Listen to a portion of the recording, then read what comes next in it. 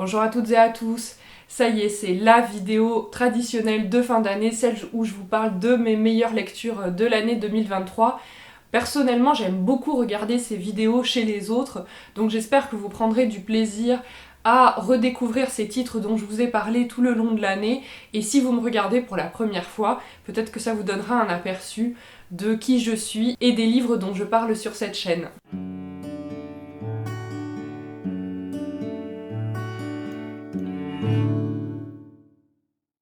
Je vais vous présenter pas mal de livres dans cette vidéo, mais je vais les répartir en différentes catégories. Et la première, ça sera le trio de tête. Je pense que c'est vraiment mes 3 coups de cœur de l'année, ceux qui, au fil des semaines, sont restés présents dans mon esprit et que je n'ai pas pu oublier. Et le premier, c'était ma lecture du mois de mars, un essai qu'on ne présente plus, c'est-à-dire Le deuxième sexe de Simone de Beauvoir. Voilà, en tant que féministe, j'avais énormément entendu parler de Simone de Beauvoir, mais je n'avais encore jamais sauté le pas de le lire, et vraiment je ne regrette absolument pas cette lecture. C'était vraiment passionnant, c'était enthousiasmant, c'était extrêmement clair aussi, vraiment ça se lit très très bien. Je pense que c'est important de le souligner pour ceux qui ne connaissent pas. Et on va pas se mentir, c'est en 2 tomes, c'est quand même assez long comme lecture, mais comme c'est en 2 tomes, on peut les répartir. Moi, je les ai pas lus l'un après l'autre. J'ai particulièrement aimé le premier tome, en fait. J'ai trouvé que ce premier tome, au-delà d'une partie biologique, revenait vraiment sur les mythes, la domination de la femme à travers les siècles, à travers l'histoire. Ça montrait vraiment tous les rouages, tous les mécanismes, et c'est vraiment ce premier tome qui m'a le plus plu. J'ai été un peu moins enthousiasmée par le second, mais vraiment il est aussi d'excellente facture, d'excellente qualité. Et je crois que le premier, ça s'appelle Les mythes, et le second, L'expérience vécue. Et vraiment, c'est ce tome, Les mythes, qui m'a absolument passionnée.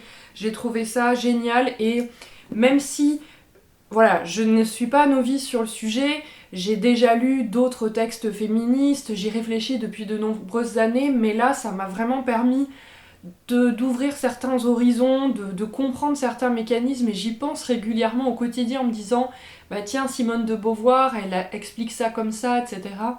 Vraiment, c'était une magnifique lecture que j'ai lue dans le cadre du challenge Mars au féminin, et j'en ai fait une lecture commune avec quelques copines, dont ma chère Géraldine qui me regarde, et c'est vrai que c'était vraiment une lecture qui nous a enthousiasmés. On était vraiment très contentes de l'avoir lu. Je ne saurais assez le recommander, c'est vraiment absolument passionnant. Ça a quelques défauts, j'en parle dans une vidéo, je vous mettrai le lien en barre d'infos si vous voulez avoir plus d'informations sur qui est Simone de Beauvoir, que contient ce livre, etc. Mais vraiment, lisez-le, c'est absolument passionnant. Que vous soyez un homme, une femme, etc., ça n'a pas d'importance, ça permet d'ouvrir les yeux sur les mécanismes de domination, donc je le conseille, allez-y, foncez, c'est vraiment passionnant. Mes 2 autres coups de cœur ont été lus pendant l'été, donc ça a été vraiment un été particulièrement riche et enthousiasmant. Et le premier, c'est Le fusil de chasse de Yasushi Inoue. Vraiment, ça m'a bouleversée comme lecture, c'est extrêmement court, ça fait à peine une centaine, non, ça fait même pas 100 pages. Ça fait 80-85 pages, mais c'est d'une douceur, d'une puissance, d'une tristesse aussi. Ça parle d'en fait un amour adultère, donc qui est à la fois plus fort que tout et qui en même temps brise tout et surtout tout le monde sur son passage. C'était bouleversant, c'était très beau. Ça me confirme que j'ai petit à petit envie de lire de plus en plus de littérature japonaise notamment. J'en ai lu un certain nombre pendant l'été et ça en fait partie. Ça a été clairement une de mes meilleures lectures de l'année. C'était vraiment sublime, c'était magnifique. N'hésitez pas à aller voir le vlog où j'en parle. Donc Le fusil de chasse de Yasushi Inoue, c'est clairement une des plus belles histoires d'amour que j'ai lues, je pense, de ma vie. Donc voilà, ça parle de la lumière qui tombe sur une montagne, ça parle des relations entre les gens, ça parle des émotions qu'on a en nous. Voilà, bon, je suis pas sûre d'en parler extrêmement bien, ça m'a profondément bouleversée, donc je vous le conseille très très largement, allez-y, foncez, c'est vraiment magnifique. Et ensuite, mon 3e coup de cœur de l'année, c'est à nouveau un essai, ou plutôt un récit. C'est étonnant d'ailleurs cette année, habituellement mes coups de cœur c'est plutôt des romans, et là ça a vraiment été plutôt l'année des essais. Et c'était Une Odyssée de Daniel Mendelssohn. Vraiment, c'est un livre que je ne cesse de conseiller à tout le monde parce que il est vraiment excellent, il est d'une très grande puissance, il est hyper enthousiasmant, vraiment on se sent porté en fait par l'énergie de ce livre. Ça raconte, c'est à la fois un essai et un récit autobiographique puisque c'est l'histoire de l'auteur Daniel Mendelssohn qui est spécialiste de littérature antique, qui donne un cours sur l'Odyssée, ce fameux texte d'Homère dont on a tous entendu parler. Et son père assiste à ce séminaire et c'est l'occasion en fait pour eux, en étudiant l'Odyssée d'Homère, d'explorer leur relation père-fils.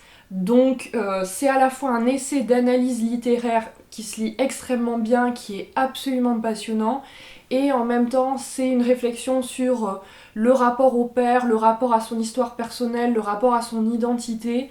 Voilà, je vais pas détailler particulièrement parce que j'en ai longuement parlé dans une vidéo, je vous mettrai à nouveau le lien en barre d'infos. De manière générale, chaque fois que je vais parler d'un livre ici, je mettrai le lien en vidéo. Et vraiment, une Odyssée de Mendelssohn, c'était mais juste génial, génial, génial. J'en avais entendu parler, ça m'avait été chaudement recommandé par ma chère Géraldine, et effectivement c'était génial. Je l'ai fait lire à plusieurs personnes autour de moi qui étaient vraiment ravies, qui m'ont remercié de leur avoir fait découvrir Mendelssohn. Donc vraiment c'est juste exceptionnel. En fait c'est le plaisir de l'analyse littéraire que j'ai pu ressentir pendant mes études dans le secondaire ou dans le supérieur. Donc pour moi c'était un vrai retour à ce plaisir-là. En même temps c'était enthousiasmant, c'était hyper sincère la démarche de l'auteur qui parle de son père. Non franchement j'ai adoré, j'aimerais lire plus souvent des essais comme ça et moins des machins arides et pontifiants. Ça c'est juste vraiment génial et clairement à mettre entre toutes les mains. Donc allez-y, c'est un pur bonheur. Donc je vous propose de passer à une autre catégorie. Cette année, j'ai fait de très très belles découvertes, évidemment, je vais vous en parler dans cette vidéo, mais il y a vraiment deux autrices qui sortent à mon avis du lot et que j'avais envie de présenter particulièrement. Ça a été un ravissement de les découvrir. Et la toute première, c'est évidemment Annie Ernaux, que j'ai découverte cette année. J'ai lu 6 livres d'elle, dont 4 sont présents dans ce recueil, que je n'ai pas fini de lire, et j'espère bien en 2024 continuer à lire Annie Ernaux. Vraiment, ça a été une découverte exceptionnelle pour moi. Annie Ernaux, c'est vrai qu'en fait, presque on ne la présente plus, elle a eu le Nobel en 2022, elle était déjà très connue avant, mais ça a permis d'ouvrir encore plus le cercle des personnes qui la lisent. Et moi franchement j'avais un a priori plutôt négatif sur elle et vraiment ça a été une découverte merveilleuse. Moi qui pensais ne pas être vraiment concernée par ce qu'elle écrivait, en fait c'était exactement le contraire. J'étais extrêmement touchée par ce qu'elle racontait, j'ai été touchée par son écriture, j'étais touchée par son projet en fait. C'est vraiment une littérature assez merveilleuse, j'aime énormément son écriture. J'y ai consacré une vidéo que je vous invite à regarder, une vidéo spécialement dédiée à Annie Ernaux pour comprendre vraiment son œuvre, les tenants et les aboutissants de son projet. Et c'est vraiment exceptionnel. Le premier que j'ai lu, c'est Les armoires vides, et j'avoue que ça a été une claque monumentale. Je pense que mon préféré, c'est La place. Vraiment, ce récit sur son père m'a touchée énormément. J'ai énormément aimé aussi La femme gelée, j'ai beaucoup aimé aussi Le jeune homme, Mémoire de fille, Les années, voilà, c'était que des lectures qui vraiment m'ont absolument passionnée. J'ai envie de continuer à la lire, c'est vrai que je l'ai sous ce format quarto, et pour l'instant j'ai lu en fait qu'un tiers je pense à peu près de ce livre, donc il m'en reste encore pas mal. J'espère continuer à la lire en 2024. Je vais continuer à y aller progressivement, mais vraiment c'est une très très belle découverte. Et si vous ne connaissez pas Annie Ernaux, je vous la conseille très très largement. C'est vraiment une autrice qui, je pense, parle à tout le monde en fait. Elle a un propos féministe, elle a un propos social, elle parle en fait du moi, de l'identité, elle parle de la cellule familiale, elle parle du couple. C'est vraiment magnifique. Il y a beaucoup de préjugés en fait sur Annie Ernaux et je trouve ça vraiment très dommage. C'est vraiment une littérature magnifique. Si vous vous dites ouais non mais son écriture elle est plate, en fait non vraiment son écriture est pas du tout plate, son écriture elle est très belle, elle est très subtile, elle est très forte en fait pour peu qu'on veuille un petit peu ouvrir les yeux. Donc vraiment je dois dire que ça a été une très très belle révélation et ça m'a absolument passionnée. Le livre suivant qui nécessitait quand même une mention spéciale, c'est Agrafa de Luvan. Vraiment, Agrafa, c'est un livre qui m'avait été conseillé par un ami et je pense que sans ça, jamais j'en aurais entendu parler. Et vraiment, c'était bouleversant, c'était d'une originalité folle.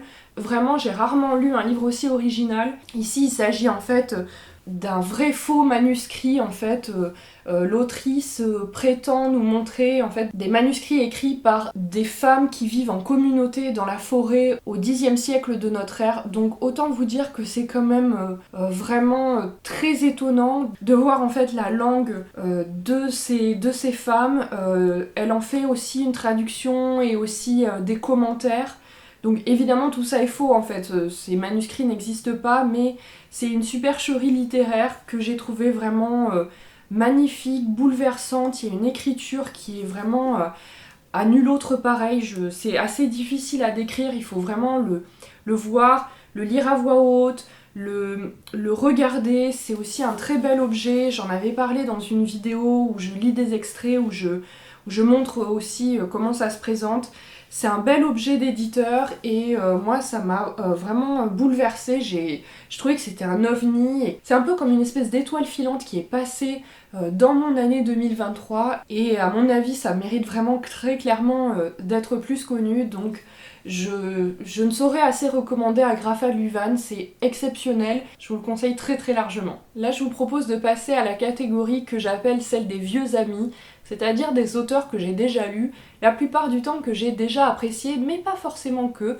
En tout cas, ça a été un plaisir de les relire. Et le livre qui est vraiment le doudou que j'ai relu cette année, puisque voilà, c'était une relecture. D'ailleurs, si ça n'avait pas été une relecture, je pense que ça aurait été le plus grand coup de cœur de toute l'année. C'était évidemment, L'Assassin Royal de Robin Hobb. Vraiment, mais ce livre, exceptionnel, génial, incroyable, je l'adore profondément. Je l'ai découvert quand j'avais 14 ans et en fait je me suis lancé le défi fin 2022, début 2023 de non seulement relire tout l'Assassin Royal mais aussi de lire tous les autres livres de Robin Hobb. J'en ai pas énormément parlé sur cette chaîne parce qu'en fait je suis en train de tourner un vlog au fur et à mesure de ma relecture, donc autant vous dire que ça prend toute l'année. Je le publierai prochainement. L'Assassin Royal, ça fait vraiment partie des plus grandes sagas de fantasy qui existent. C'est une des plus connues, une des plus appréciées et vraiment c'est à juste titre. Moi j'appréhendais un peu en fait de le relire. Je l'avais lu à 14 ans, ça avait été la lecture exceptionnelle de mes 14 ans. Et 18 ans après, voilà, on peut s'interroger en se disant est-ce que je vais autant apprécier? Et oui, en fait, oui, évidemment. C'est vraiment magistral, c'est bien écrit, c'est trépidant, c'est plein de suspense, c'est plein d'humanité. Je trouve qu'il y a vraiment une tendresse en fait de l'autrice pour ses personnages. C'est plein de sens, c'est plein de psychologie. On suit les aventures de Fitz, tambour battant, ce pauvre Fitz qui ne demande qu'une chose, c'est être tranquille chez lui et qui évidemment se retrouve en fait au centre de toutes les aventures qui peuvent se passer dans le royaume des Six Duchés. Donc si vous ne le connaissez pas, allez-y, foncez. Quand bien même vous vous dites la fantasy c'est pas forcément trop mon truc, vraiment lisez au moins le premier tome, ça vous donnera une idée. C'est vraiment magistral, moi j'ai adoré le relire. Donc là ce que j'ai fait c'est que j'ai lu 2 préquels et les 5 premiers tomes de l'Assassin Royal. Je pense bientôt commencer le 6e tome. Et ensuite je vais passer aux Aventuriers de la Mer qui là seront vraiment une découverte pour moi. Mais j'en parlerai plus avant dans un vlog dédié, je ne sais pas quand est-ce que je le publierai. Donc ça a été une relecture vraiment d'une très grande puissance, j'ai adoré, j'ai trouvé ça exceptionnel à relire. Donc vraiment, évidemment, il avait toute sa place dans cette vidéo des meilleures lectures. Ensuite, un auteur que j'aime énormément et que je lis chaque année. Chaque année, je lis un livre de Jean-Marie Leclésio. Et cette année, j'ai lu Histoire du pied et autres fantaisies. J'en ai pas encore parlé en fait dans mes lectures de cette année, de ce recueil de nouvelles de Leclésio, parce que voilà, ça s'est pas encore présenté, je pense que j'en parlerai plutôt début 2023. Effectivement, c'est un recueil de nouvelles. J'ai surtout aimé, disons, la première moitié à peu près, la deuxième moitié m'a moins plu. Mais vraiment, c'était un plaisir à retrouver. En plus, le format court convient bien à Leclésio. La première histoire qui donne son nom au recueil Histoire du pied est vraiment m'a beaucoup plu, je l'ai trouvée très émouvante. Et toutes les autres étaient vraiment aussi d'excellente facture, donc je disais surtout la première moitié. mais c'est toujours un plaisir de lire cet auteur. C'est un auteur qui pour moi symbolise l'été, donc ça s'y prêtait particulièrement. C'est un auteur très connu, très installé dans le paysage littéraire. Il a eu le prix Nobel, je sais jamais si c'est en 2008 ou 2009. Certains de ses titres sont très connus. On m'a d'ailleurs demandé, puisque chaque année je parle de Le Clésio, on m'a demandé de faire une vidéo qui lui serait dédiée. J'y songe, je sais pas quand est-ce que je la publierai, mais j'y songe peut-être plutôt en début d'année prochaine, on verra. Effectivement, voilà, moi c'est un auteur que j'aime énormément. Si vous le connaissez pas, il a une très belle écriture qui est très colorée, très imagée. Il parle beaucoup de thèmes en rapport avec la nature, en rapport avec l'Afrique, l'Amérique du Sud, voilà, c'est un petit peu ce qu'on peut appeler la littérature monde. Il a un propos anticolonialiste qui effectivement me parle bien.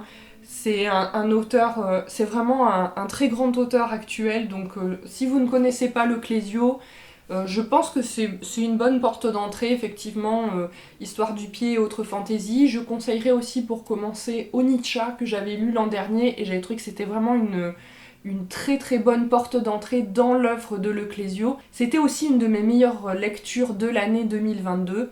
Jean-Marie Le Clésio, excellent auteur que je ne saurais assez recommander. Ensuite, un auteur que j'ai eu vraiment plaisir à retrouver cette année, c'était évidemment Richard Powers. Cette année, j'ai lu Sidération. En 2022, j'avais adoré, c'était mon coup de cœur de l'année 2022, L'Arbre-Monde. Et en fait, Sidération, c'est une suite spirituelle, on va dire, de l'Arbre-Monde. Il n'est pas nécessaire forcément de lire l'Arbre-Monde avant d'avoir lu Sidération. Les deux en fait sont assez indépendants, mais disons qu'ils sont un peu sur la même thématique. L'Arbre-Monde, ça parlait de la déforestation et du mal que l'humain se fait en fait lorsqu'il fait du mal à la nature. Ici, ça parle d'un petit garçon, Robin, qui est autiste et qui est absolument passionné par l'environnement. Et son père, Théo, est veuf, il est astrobiologiste, donc il est spécialiste des planètes. Et tous les deux, en fait, aiment regarder les planètes, aiment regarder la nature, mais ils ne peuvent que constater que l'être humain, en fait, met en péril la nature.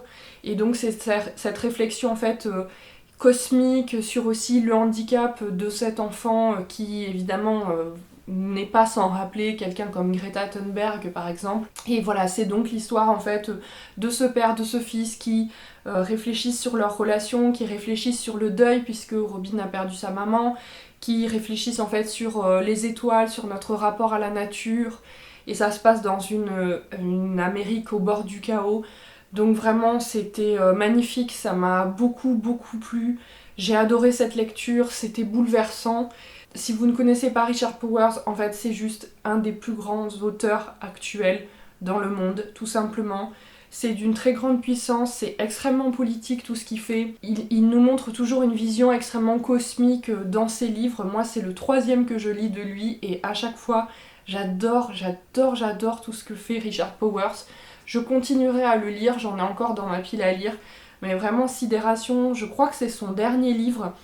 Je suis pas sûre qu'il y en ait d'autres qui aient été publiés de lui. En tout cas en France c'est sûr c'est son dernier. C'est également une très très bonne porte d'entrée. Si vous ne connaissez pas son œuvre, c'est pas très long à lire. Ça fait à peu près 400 pages. Donc voilà, je ne saurais assez recommander Sidération de Richard Powers. C'est vraiment sublime, sublime, sublime. Ensuite, une de mes autrices favorites, que en fait je n'avais pas lue depuis je pense à peu près une dizaine d'années, c'était un plaisir de la retrouver, c'était Jane Austen. Et là je l'ai découverte avec un court roman épistolaire qui s'appelle Lady Susan.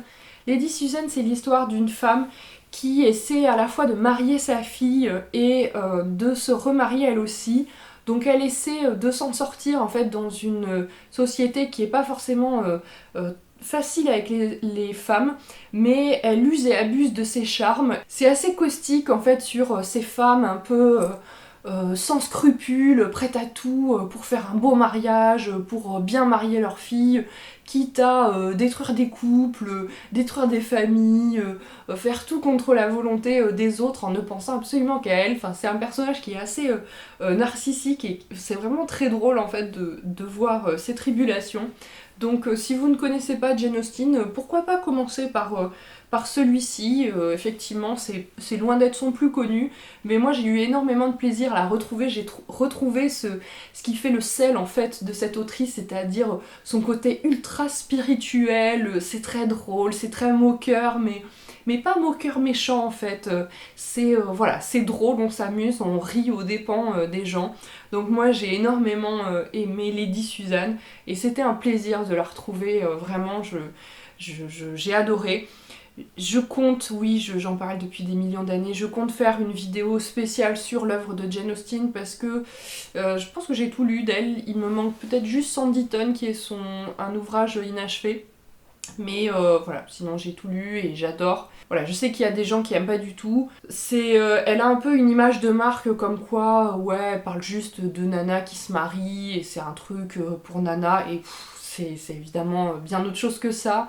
C'est très drôle, c'est très féroce, ça montre une certaine société bien pensante de la fin du 18e, du début du 19e. En fait, c'est cette bourgeoisie, petite noblesse campagnarde.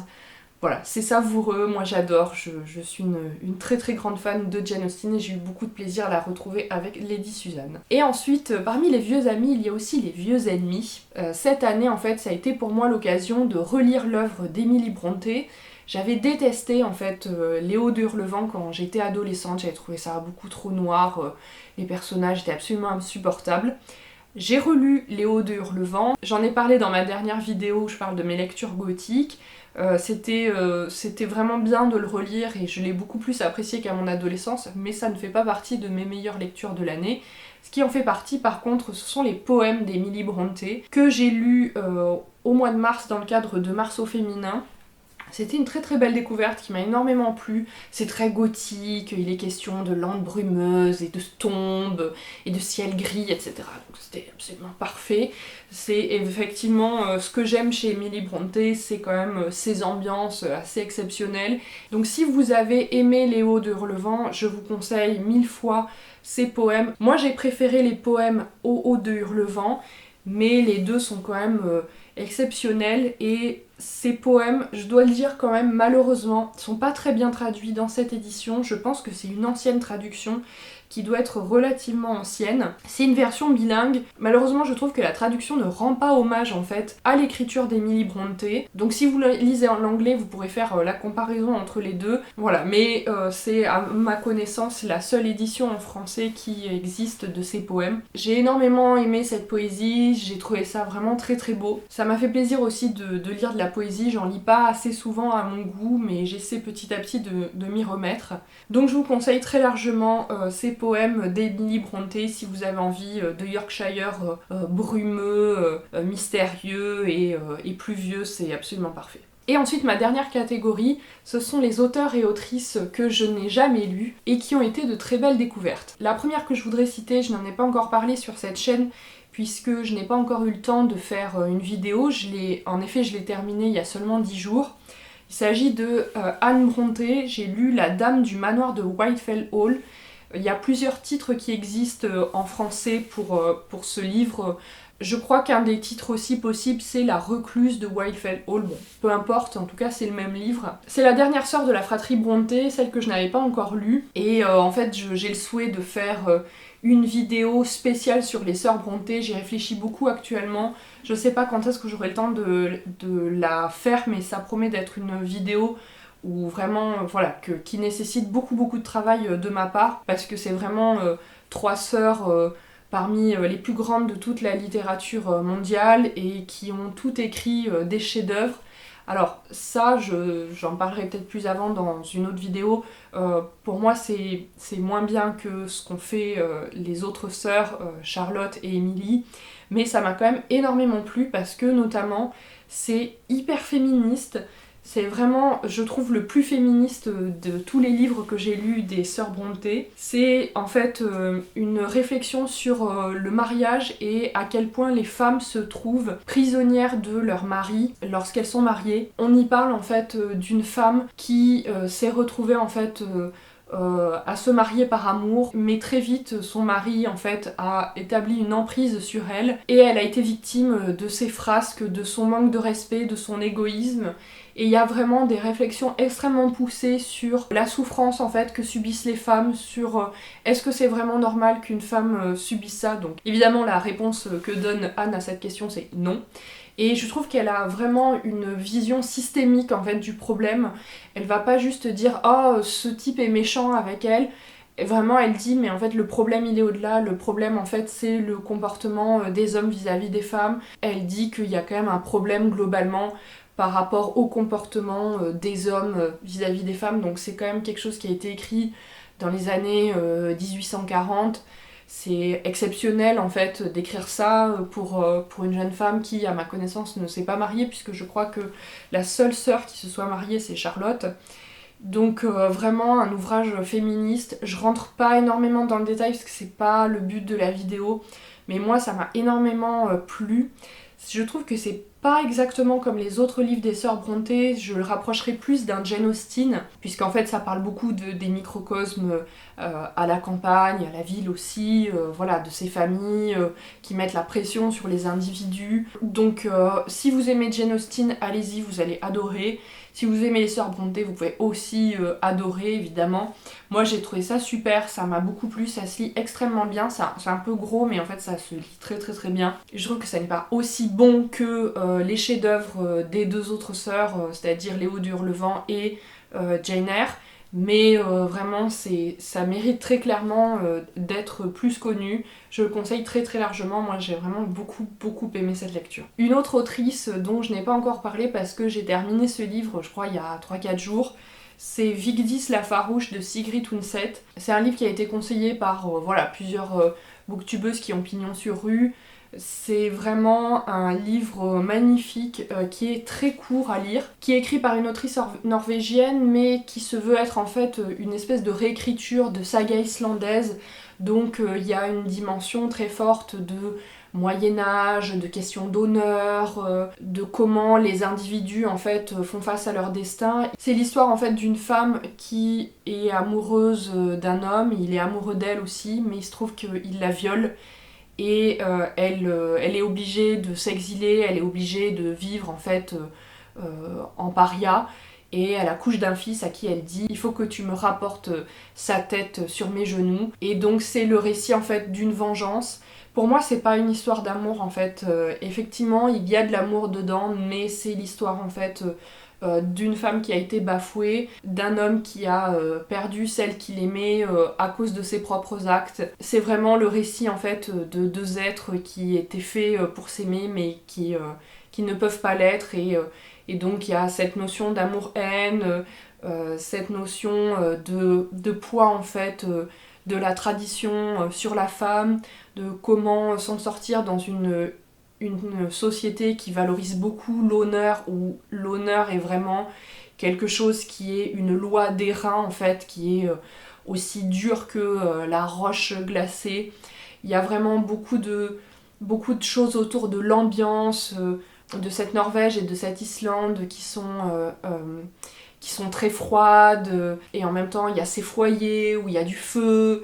Voilà, c'est assez difficile à décrire. Moi ça m'a beaucoup plu. Au début j'ai eu du mal avec l'écriture parce que c'est une écriture qui est vraiment très très un peu sèche en fait, justement qui rappelle ces récits d'autrefois, mais ça m'a vraiment beaucoup plu. Donc j'ai décidé de le mettre dans cette vidéo. Je vous le conseille très largement. Je serai amenée à en reparler en fait en 2024. Je vous expliquerai pourquoi. Mais vraiment c'est une superbe lecture qui m'a vraiment beaucoup marquée, qui m'a vraiment beaucoup plu. Donc je vous la conseille largement. Ensuite un autre auteur japonais, c'est Junichiro Tanizaki. C'est un auteur qui est vraiment très connu. Et ici j'ai lu Le Coupeur de roseaux, donc c'est un petit récit pas très long qui fait je crois une petite centaine de pages et qui parle en fait d'une femme qui a une influence très étrange sur les gens. Elle captive tout le monde et quand elle s'en va en fait tout n'est plus que ruine autour d'elle. Donc c'était cette dimension un peu... C'est un peu glauque en fait, c'est un peu étrange, c'est un peu malaisant. Je crois que c'est très Tanizaki cette façon de faire. Et moi, c'est la première fois que je lisais cet auteur et vraiment ça m'a beaucoup plu. Ça m'a tellement plu que je me suis acheté un énorme pavé avec plein de ses œuvres à l'intérieur. Donc je conseille largement, c'est très bien pour le découvrir, même si les 45 premières pages m'ont complètement barbé. Mais le reste était vraiment superbe dès que recommence justement le récit avec cette femme.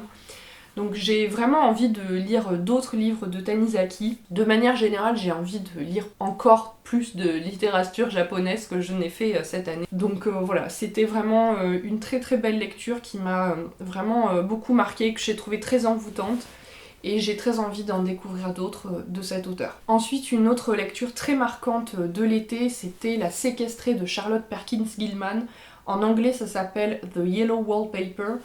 Et ici, ils l'ont traduit par La séquestrée, mais il y a d'autres éditions en français qui reprennent le titre original, que je trouve plus joli d'ailleurs, le papier peint jaune. C'est l'histoire, en fait, c'est une histoire semi-autobiographique d'une femme qui fait a priori une dépression postpartum et à qui en fait on impose une méthode de soins qui est en fait assez terrible puisqu'on l'empêche de penser. Voilà, en fait on l'oblige à énormément se reposer et on lui interdit toute pensée, elle ne peut pas écrire alors qu'elle est écrivain, etc. Et en fait elle devient folle à cause du motif du papier peint de sa chambre et donc c'est l'histoire de son délitement mental, de sa folie et c'est vraiment un plaidoyer contre la souffrance faite aux femmes, contre le fait d'empêcher les femmes de penser, d'écrire, d'avoir une stimulation intellectuelle. C'est vraiment un récit qui est très fort, qui est extrêmement court, qui fait je crois 45 pages et ensuite les pages restantes c'est les mots de la préfacière pour parler de la vie de l'autrice Charlotte Perkins Gilman qui a elle-même vécu en fait cette forme de réclusion et donc la postface est très intéressante, elle permet de resituer en fait l'histoire, mais vraiment si vous le connaissez pas, je le conseille largement. C'est vraiment magnifique comme livre, c'est assez oppressant en fait parce que on assiste à la déchéance mentale de cette femme et moi ça m'a vraiment beaucoup marqué, j'ai trouvé ça magnifique. C'était extrêmement court à lire, je le conseille vraiment très très largement, c'était très puissant, très très très beau, très fort. Ensuite, un autre auteur que j'ai lu pour la première fois cette année et qui malheureusement s'est pris un certain nombre de coups de griffe de ma part cette année, c'était Frank Buis, puisque j'ai lu un certain nombre de ses ouvrages, j'en ai lu 3 ou 4 de lui je crois, et en fait il figurait dans ma vidéo lecture décevante. Donc je vais pas faire une vidéo mes moins bonnes lectures de l'année puisque j'ai déjà fait une vidéo lecture décevante et dedans il y avait ce livre et pourtant il est dans une vidéo meilleure lecture. Donc qu'est-ce qui se passe? Mais comme je l'expliquais en fait dans ma vidéo des lectures décevantes, globalement je n'aime pas la littérature de Frank Buis malheureusement, mais quand même j'ai beaucoup aimé celui-ci. Pur sang, c'était l'histoire d'un retour des origines d'un homme qui vivait aux États-Unis, qui a été élevé par des Indiens et qui en fait se découvre des origines dans le Limousin en France et il va sur les traces de sa famille. Et en fait moi j'ai aimé toute la première partie aux États-Unis qui parle des grands espaces, qui parle des Indiens, c'est vraiment digne du plus beau nature writing et de ce point de vue-là, moi ça j'adore, je suis une très très bonne cliente pour le nature writing et la partie limousine m'a moins plu. Donc c'est pour ça que j'avais été déçue, c'était vraiment, ça commençait extrêmement bien et ensuite je m'étais dit mince, c'est dommage. Mais voilà, ça m'avait tellement plu le début que que je me suis dit qu'il fallait quand même qu'il soit dans mes meilleures lectures. Il va y avoir une suite a priori, puisque j'ai rencontré l'auteur, en fait j'ai eu l'occasion de l'interviewer. Et je pense que j'ai quand même envie de lire la suite pour découvrir le destin des personnages, qu'est-ce qui va advenir d'eux. C'est très bien écrit, la littérature de Frank Buis, donc ça c'est quand même un point, il sait vraiment bâtir des ambiances. Moi j'ai adoré, c'était la première fois je crois dans sa littérature qu'il parlait des grands espaces américains et j'ai trouvé que ça lui réussissait extrêmement bien. Donc de ce point de vue c'était vraiment génial pour ça. Après, voilà, la deuxième partie m'a moins convaincue, mais il avait quand même sa place dans cette vidéo, même si je vous avoue, j'ai longtemps hésité. Et un autre livre que j'ai lu très récemment, donc je n'en ai pas encore parlé sur cette chaîne, ça s'appelle Je chante et la montagne danse d'Irene Sola. C'est une autrice catalane qui parle ici en fait d'une famille dans les Pyrénées et qui raconte le destin des différents membres de la famille, et c'est une succession en fait de courts chapitres où le narrateur change à chaque fois.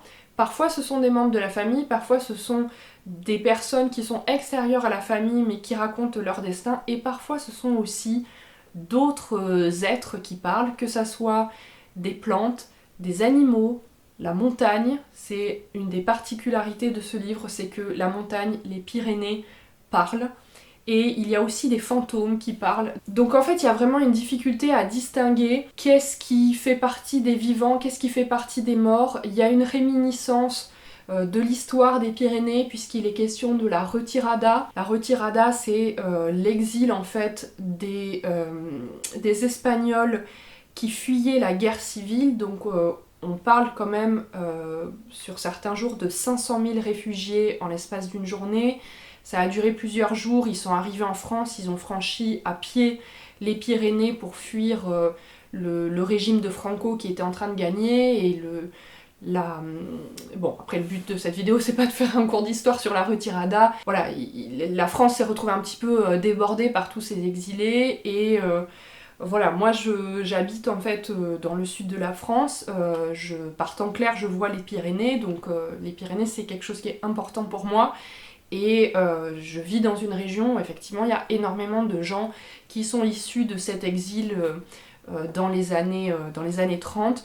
Donc voilà, moi ça m'a vraiment enthousiasmée, je trouvais que c'était hyper bien écrit, c'était hyper émouvant. J'en parlerai plus avant dans une vidéo, mais vraiment ça m'a énormément plu. Je pense que ça peut plaire à beaucoup de monde, et puis en plus ça se lit extrêmement vite, puisque ça fait je crois à peu près, ça fait un peu plus de 200 pages, donc je crois que je l'ai lu en 3 jours.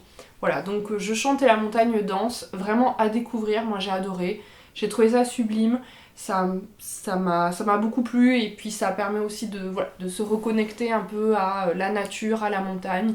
Ici c'est les Pyrénées, mais si vous êtes plus familier d'autres montagnes, je sais pas moi, des Alpes, des Vosges, du Jura, je pense que ça vous parlera aussi, c'est très très émouvant. Ensuite, comme l'an dernier, j'aimerais bien décerner un prix en fait à la plus belle couverture de livre que j'ai lu dans l'année.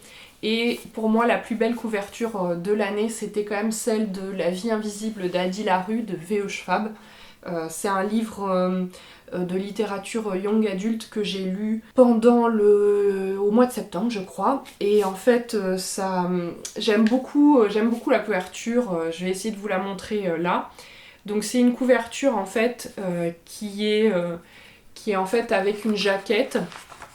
C'est-à-dire que il y a un visage de jeune femme ici, et en fait la couverture masque en partie son visage, et il y a un système en fait, il y a des petites étoiles, je sais pas si on le voit très bien ici, il y a des petites étoiles qui ont un sens en fait dans l'histoire. L'histoire de La vie invisible d'Adi Larue, c'est celle d'une jeune femme en France au XVIIe siècle qui fait un pacte avec un démon, le diable, peu importe, et qui lui demande en fait de la délivrer d'un mariage arrangé qu'on veut lui imposer, et il lui accorde effectivement la liberté, mais personne ne se souviendra en fait ni de son nom ni de son visage, donc elle va errer à travers les siècles jusqu'à ce qu'un jour, elle ne sait pas pourquoi, en entrant dans une librairie à New York au XXIe siècle, quelqu'un soudainement la reconnaît. Donc bon, c'est un livre sympathique mais sans plus.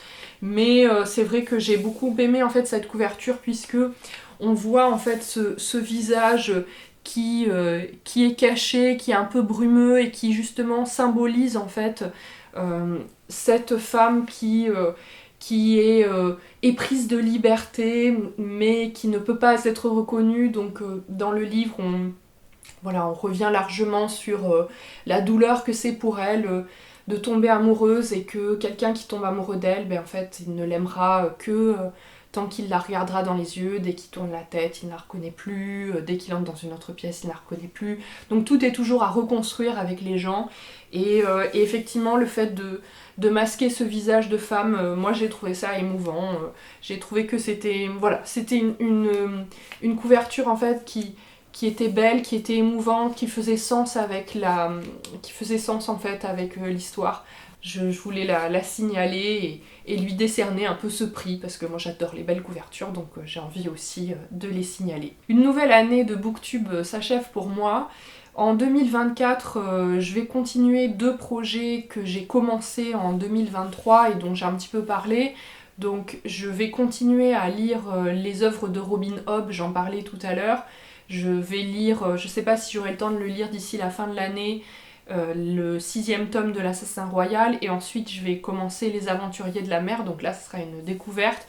Et voilà, je veux en fait lire les 4 cycles qui composent le projet global de Robin Hobb pour le Royaume des Six Duchés. Je crois que ça s'appelle le Royaume des Anciens, ça contient en tout 38 ou 39 livres, donc j'en ai pour plusieurs années, mais en fait c'est pas mal cette année, je les ai lus en fait petit à petit. Et un autre projet que j'ai pour 2024 et que j'ai un tout petit peu commencé en 2023 en lisant Vigdis la Farouche, c'est qu'en fait je projette de lire au moins un livre de toutes les autrices qui ont eu le prix Nobel de littérature. Quand j'y ai réfléchi, en fait cet été, je me suis rendu compte que je n'en avais lu que 2. J'avais lu Svetlana Alexievitch et Annie Ernaux, et donc je me suis procuré, ou bien j'ai vu qu'il y avait à la bibliothèque des livres de chacune de ces autrices.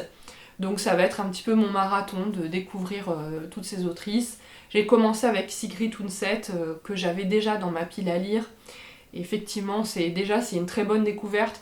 C'est l'assurance pour moi en fait de lire déjà de la très bonne littérature, puisqu'elles ont été récompensées par le prix Nobel, mais aussi de découvrir des autrices qui s'engagent, comme Nadine Gordimer, comme Toni Morrison, qui font de la poésie, comme Louise Gluck, que je suis en train de lire au moment où je vous parle, comme Wisława Szymborska, Gabriela Mistral, etc. De lire des romancières, pour certaines j'en ai jamais entendu parler. Voilà, donc ça va faire partie de mes projets en fait, cette lecture de Robin Hobb et cette lecture d'autrices qui ont eu le Nobel de littérature. Après je vais continuer, je pense, à participer à certains challenges. J'essaie de pas participer à trop de challenges, ni faire trop de lectures communes. Donc moi en général je fais la plupart des challenges que propose Nabulita, puisque ça me convient bien. Et je pense que je vais continuer à participer à Mars au féminin. J'aimerais également, j'avais dit que je le ferais en 2023, puis finalement j'ai privilégié la littérature japonaise. J'aimerais vraiment lire plus de littérature indienne. La littérature indienne, il se trouve que en fait, j'ai moyen de m'en procurer assez facilement, puisqu'il y en a pas mal chez mes parents, et j'en ai aussi chez moi. C'est quelque chose que j'aime bien, c'est un pays qui me fascine.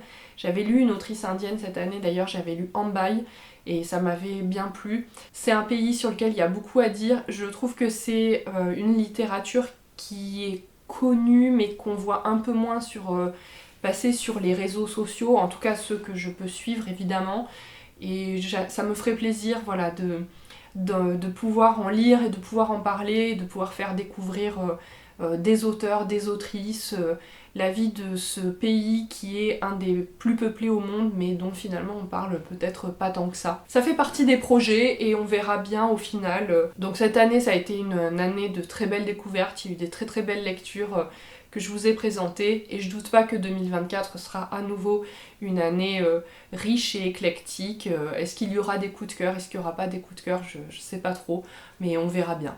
Voilà, j'espère que cette vidéo vous a plu, que ça vous a donné envie de lire les livres que je vous ai présentés. Vraiment, ils sont tous excellents, ils m'ont tous beaucoup plu, je les recommande tous chaleureusement, particulièrement les 3 premiers. N'hésitez pas à me dire en commentaire, vous aussi, quels ont été vos coups de cœur de l'année. Je suis toujours absolument ravie de vous lire en commentaire, de voir ce que vous me conseillez. Ça me fait aussi, moi, des idées de lecture, évidemment. Vous pouvez aussi me retrouver sur Instagram. N'hésitez pas à liker cette vidéo, à vous abonner si ça n'est pas encore fait, à activer la petite cloche des notifications. Et d'ici la prochaine vidéo, je vous souhaite de très belles fêtes de fin d'année si jamais vous les fêtez. Et évidemment, de très belles lectures.